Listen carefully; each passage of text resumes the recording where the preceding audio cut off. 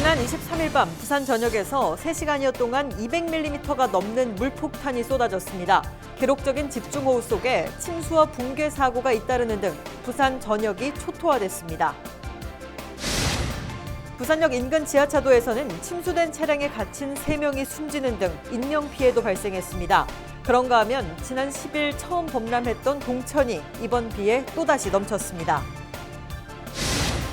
최근 잦은 비로 약해진 지반은 시간당 80mm 이상의 집중호우가 내리자 산사태로 이어졌습니다. 곳곳에서 옹벽이 무너지고 토사가 흘러내려 주택과 차량을 덮쳤습니다. 침수된 지하차도나 도로에 갇혔을 경우에는 어떻게 탈출해야 하는지 알아봤습니다. 시청자 여러분 안녕하십니까? 헬로티비 뉴스 부산입니다. 23일 밤 부산 전역에서 약 3시간 동안 200mm가 넘는 폭우가 쏟아졌습니다. 기록적인 집중호우 속에 침수와 붕괴 사고가 잇따르는 등 부산 전역이 초토화됐습니다. 안수민 기자가 보도합니다. 도시철도 부산역 인근. 흙탕물이 출렁이고 도로가 강으로 변했습니다. 역사 안까지 침수 피해를 입으면서 전동차가 역사에 멈추지 못하는 상황도 벌어졌습니다. 광안리 해수욕장입니다. 어디가 바다고 어디가 도로인지 구분할 수 없습니다. 도로 위에선 차량 침수 피해가 속출했습니다. 폭격을 맞은 듯 도로 곳곳에 구멍이 뚫렸습니다. 아스팔트가 들리면서 도로가 훤히 드러났는데 그 아래로 물이 철철 흐릅니다. 집중호우가 휩쓸고 간 해운대 청사포 지역의 모습입니다. 에는 또 길들이 있지. 그것들도 왜 무너지는가 모르겠네. 푹 들어와가지고 어제는 막 물이 많이 올라왔을 때는 정신이 없었습니다. 건물 내부가 흙으로 뒤덮였습니다. 노후 옹벽이 붕괴되면서 집을 덮친 건데 안에 있던 시민 2명이 대피했습니다. 23일 오후 8시 호우경보가 발효된 뒤 기록적인 폭우가 쏟아진 부산. 시간당 80mm가 넘는 비를 기록했는데 기상관측 이래 10번째로 많은 수치입니다. 약 서너 시간 만에 부산은 그야말로 물바다가 됐습니다. 도로 45곳이 침수 피해로 교통 통제됐고 도로 인근 주택이나 상가의 침수 피해가 셀 수 없을 만큼 속출했습니다. 장마 기간 누적된 비로 지반이 약해지면서 기장군 기장읍에서 산사태가 발생했고 중구 영주동 배수지 담벼락이 무너지는 등 각종 붕괴 사고도 잇따랐습니다. 피해 현장에서 복구 작업이 이뤄지고 있지만 다음 주까지도 비 소식이 예고돼 안전사고에 대한 각별한 대비가 필요해 보입니다.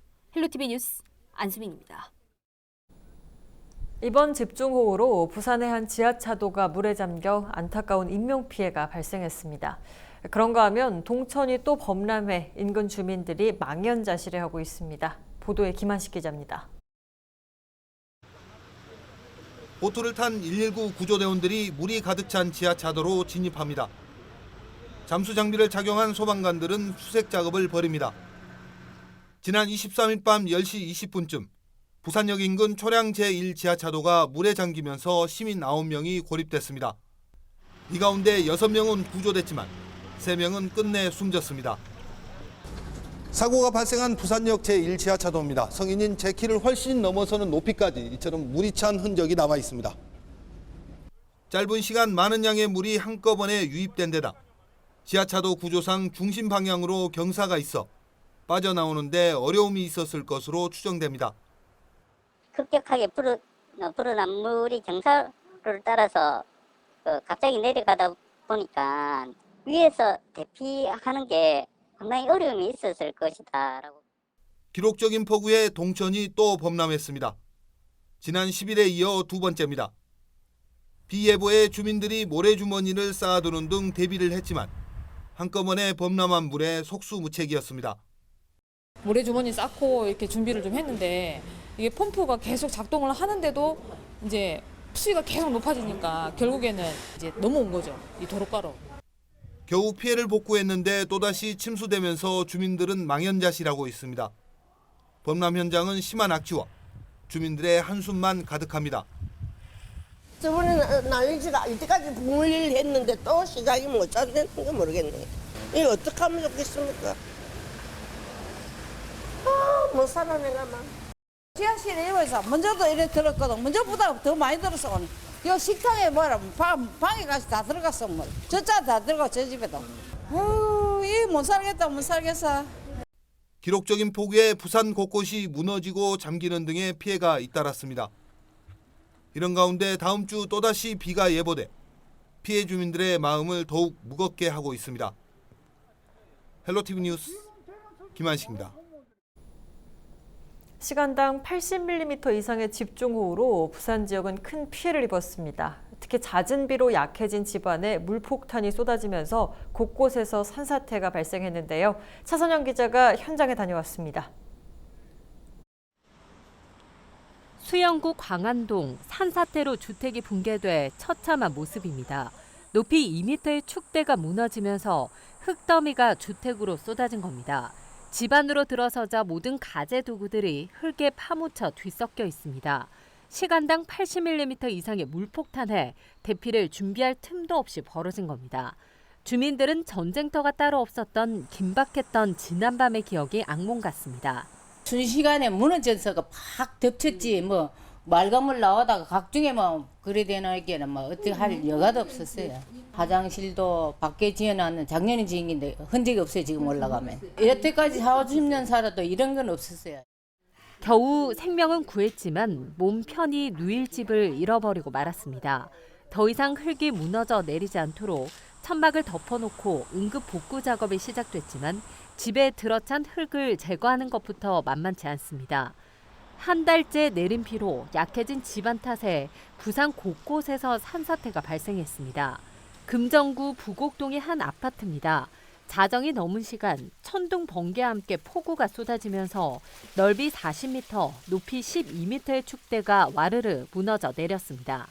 보시는 것처럼 산사태를 막기 위해 쳐놓은 안전 펜스가 엿가락처럼 휘었습니다.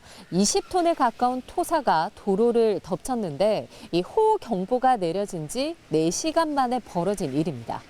튼튼하게 지어졌는데 어제 워낙 집중 호우가 뭐 장난이 아니더라고. 쿵 하는 거예요. 그래가지고 뭐 지진 났나 안 그러면 워낙 번개가 크게 치고 하니까 그러다 뭐 가만히 있으니까 뭐 나중에 사람들이 웅성웅성하니까 이 옹벽이 그냥 여기서부터 저 밑에까지 옹벽이 확 내려앉아가지고. 무너진 축대 인근에 주차된 차량 위로 흙더미가 쏟아졌고 주차장 입구가 아예 사라졌습니다. 밤새 소방과 경찰, 금정구에서 25명의 인력이 응급 복구 작업을 벌였는데 완전한 복구까지는 수개월이 걸릴 것으로 보입니다. 기장군 기장읍 동부리 한 이면도로에서도 산사태가 발생해 한 명이 구조되는 등 집안 붕괴 사고가 잇따랐습니다. 주말까지 200mm 이상의 비가 이어질 전망으로 약해진 집안 상황에 추가 피해가 우려되는 만큼 산사태 위험 지역 주민들의 주의가 필요합니다. 헬로티비 뉴스 차선영입니다. 초량 지하차도 침수로 인한 사망사고도 발생했고 도심 곳곳에서 차량 침수 피해도 잇따랐습니다. 국립재난안전연구원에서 차량 침수와 탈출에 대한 실험을 한 적이 있는데요. 영상 보면서 설명드리겠습니다. 차량을 수조에 넣는 모습인데요. 침수 상황을 가정한 겁니다. 보시면 차량의 헤드라이트 부분까지 물에 잠기는 모습인데요. 사실 이렇게 물에 잠긴 상황에서는 안에서 차 문을 열기가 쉽지 않습니다. 실제 실험에 참여하신 분도 문을 열려는 시도는 하지만 안 열리는데요. 재난안전연구원은 차량 침수 시의 탈출 한계 수심을 내외부 수위차 30cm로 분석했습니다. 쉽게 말씀드리자면 차량 바깥, 외부의 수위와 차량 내부에 들어온 물의 높이가 30cm 차이 이내일 때 혼자 힘으로 문을 열고 탈출할 수 있다는 건데요. 만약에 침수 초기여서 차량 내외부의 수위차가 30cm 이상으로 심할 경우에는 당황하지 말고 안전벨트를 풀고 잠시 기다린 뒤 차량 내부에 물이 조금 더 차고 수위차가 좁혀지면 탈출할 수 있다고 연구원 측은 설명했습니다. 사실 침수 지역, 그러니까 지하차도를 지나가려고 하는데 침수가 돼 있다. 그러면 안 들어가는 것이 가장 좋습니다. 이 지하차도가 폭이 좁고 지대가 상대적으로 낮기 때문에 물이 차오르는 속도가 상당히 빠른데요. 만약에 진입한 상태에서 물이 차오르면 바로 차 밖으로 나와서 안전한 곳으로 대피하는 것이 소중한 생명을 지키는 방법입니다. 국립재난안전연구원 실험 영상으로 설명드렸습니다. 네, 이렇게 집중호우로 도로가 침수됐을 때 운전 각별히 주의하셔야 합니다. 태풍으로 인한 직접적인 피해도 있지만 도로 침수도 주의가 필요합니다. 집중호우와 침수 발생 시 안전 운전 요령을 김단비 기자가 알려드립니다. 자동차 침수의 한계선은 통상 바퀴의 절반 이하입니다. 폭우가 내려 도로가 침수된 경우 가급적 지나가지 말고 우회 도로를 이용해야 합니다. 엔진 주변 기기까지 물이 들어가면 심각한 손상을 피할 수 없기 때문입니다. 하지만 불가피하게 침수된 지역을 통과해야 한다면 1단이나 2단의 저단 기어를 놓고 시속 20km 이하로 천천히 한 번에 지나가야 합니다. 속도를 높이려고 가속 페달을 밟았다간 엔진에 물이 유입될 수 있습니다. 시동이 꺼지는 것을 방지하기 위해 에어컨을 켜거나 브레이크를 밟지 않는 것도 중요합니다. 침수 지역을 지나가다 차량이 정지하게 되면 차량을 그대로 놓고 벗어나야 하고, 다행히 통과했다면 서행을 유지하면서 브레이크를 여러 번 가볍게 밟아 젖어있는 브레이크 라이닝을 말려줘야 합니다. 차가 미끄러질 수가 있으니까요. 브레이크를 갑자기 밟지 마시고 미리 조심하셔갖고 서행하시는 게 가장 좋습니다. 이미 엔진 내부에 빗물이 들어갈 정도로 차가 침수됐다면 시동을 켜는 것은 금물입니다. 시동을 건다거나 전자제품을 사용하면 2차적인 피해가 발생할 수 있고, 심한 경우에는 엔진이 파손될 수 있습니다. 차량의 모든 전원을 가급적 차단하고 안전한 곳으로 피신한 다음 자동차 제작사나 손해보험사에 도움을 요청하는 게 좋습니다. 그럴 때는요, 절대 시동을 켜지 마시고 보험사에나 연락하시거나 견인을 받으셔갖고 가까운 서비스에 가셔갖고 조치를 받으시는 게 최고 좋습니다. 엔진에 치명적인 손상이 갈 수 있으니까 절대 안 하시는 게 좋습니다. 배터리가 뒷좌석 아래에 위치한 하이브리드 차량은 차량 번호판 위치까지 물이 차면 침수됐다고 보면 됩니다. 고전압을 사용하는 만큼 메인 전원 차단 플러그를 뽑으려 했다가는 감전될 수 있기 때문에 주의가 필요합니다. 헬로티비 뉴스 김단비입니다. 기록적인 폭우에 엄청난 피해들이 발생했습니다. 이처럼 재난이 발생하면 정부는 재해복구비를 지원하고 있는데요. 이 지원비만으로는 삶의 터전을 다시 일으키기에 턱없이 부족합니다. 현실적인 복구비를 받을 수 있는 방안으로 풍수해 보험이 주목받고 있습니다. 보도에 성기석 기자입니다. 지난해 가을 전국을 강타한 태풍 미탁. 당시 전국적으로 7천여 곳이 태풍 피해를 입었습니다. 특히 강풍과 폭우로 강원과 경북 지역 주택 1,500여 세대가 물에 잠겼고 이재민도 2,500여 명이 발생했습니다. 정부는 전국 11곳을 특별 재난 지역으로 선포하고 9천억 원의 피해 복구비를 투입했지만 피해민들을 지원하기는 턱없이 부족했습니다. 집이 완전히 부서진 경우는 1,300만 원, 반판은 650만 원, 침수된 피해민이 지원받을 수 있는 금액은 고작 100만 원에 불과했기 때문입니다. 빚을 내서라도 어쨌든 간에 나중에 누가 갚든지 내가 죽을 때까지 갚든지 우리가 현재 들어갈 수가 있어야지. 자연재해 복구의 대안으로 제시된 게 바로 풍수해 보험입니다.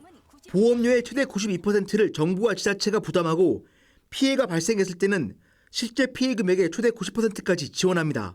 예를 들어 8천만 원짜리 주택을 풍수해 보험에 가입하면 개인은 연간 3만 원 정도의 보험금만 내고 집이 완파되면 7,200만 원의 보상금을 받을 수 있습니다. 재난지원금의 5배가 넘는 금액입니다. 갑작스러운 기상이변으로 인한 재해가 잦아지는 요즘 풍수해 보험의 필요성이 더욱 높아지고 있습니다.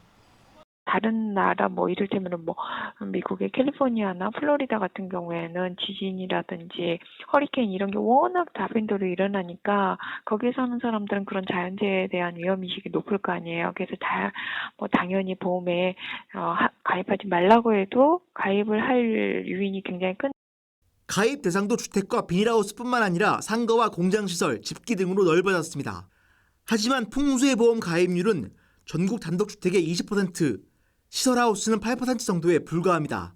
행정안전부 조사에서 국민의 65%가 풍수해 보험을 알고 있는 것으로 나타났지만 실제 가입으로 이어지지 못하고 있는 겁니다.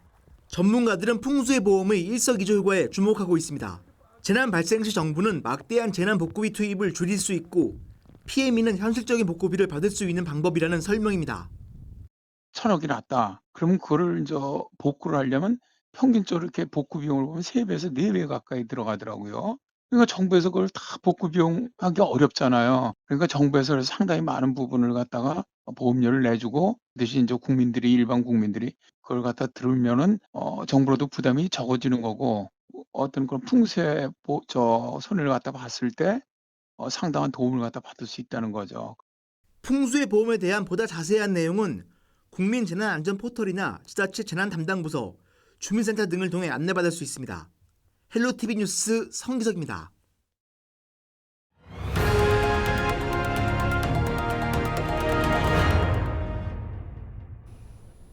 코로나19 사태가 장기화되고 있지만 영화의 도시 부산에서는 부산국제 어린이 청소년 영화제에 이어 국제해양영화제가 그 바통을 이어받았습니다. 국내 유일의 해양영화를 전문으로 상영하는 키오프를 김현정 기자가 전해드립니다. 바다를 중심으로 살아가는 사람들, 그리고 바다에서 살고 있는 생물까지 독일과 캐나다 등 12개국에서 초청된 해양 영화가 한자리에 모였습니다. 올해로 3회를 맞이한 국제해양영화제가 22일 저녁 개막했습니다.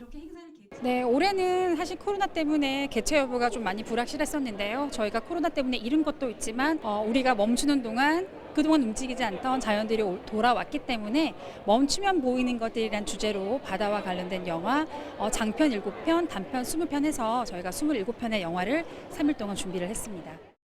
코로나19 사태로 해외 영화제 관계자와 감독들이 참석하진 못했지만 비대면으로 관객과 소통했습니다. 특히 2017년 키오프와 협약을 맺고 함께하고 있는 샌프란시스코 국제해양영화제 집행위원장은 격려와 응원을 보냈습니다.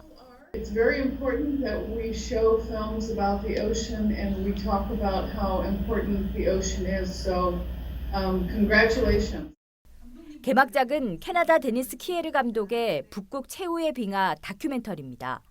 데니스 감독은 관객들에게 지구온난화로 인해 위태한 빙하 위에서 살아가는 극지방 동물을 통해 해양 환경에 대해 생각하는 시간을 가지길 바란다고 밝혔습니다.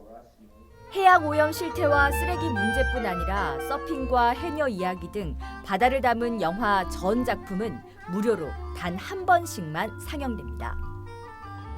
부산과 너무나 잘 어울리는 특별한 영화제. 국내 유일의 해양 영화만을 전문적으로 상영하는 키오프는 오늘 25일까지 3일간 계속됩니다. 헬로티비 뉴스 김현정입니다.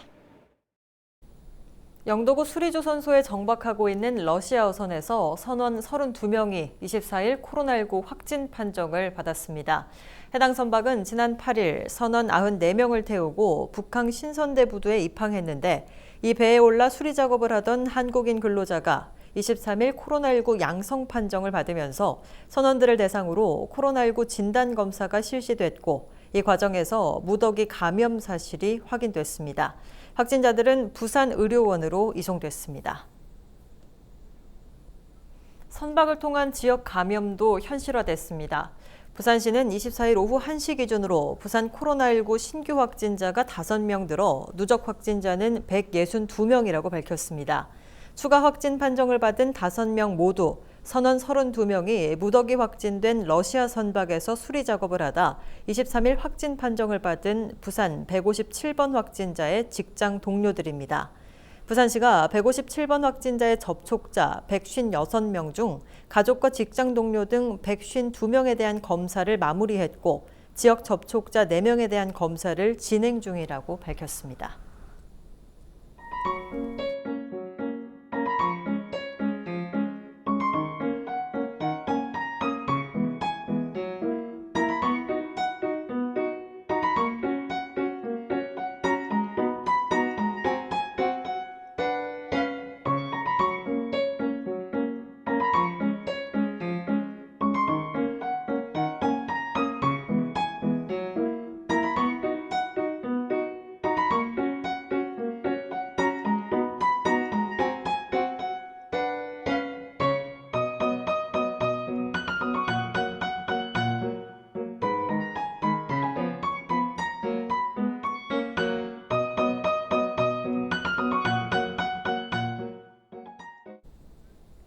이상으로 뉴스 마칩니다. 저희는 언제나 지역 주민 여러분 곁에 있겠습니다. 고맙습니다.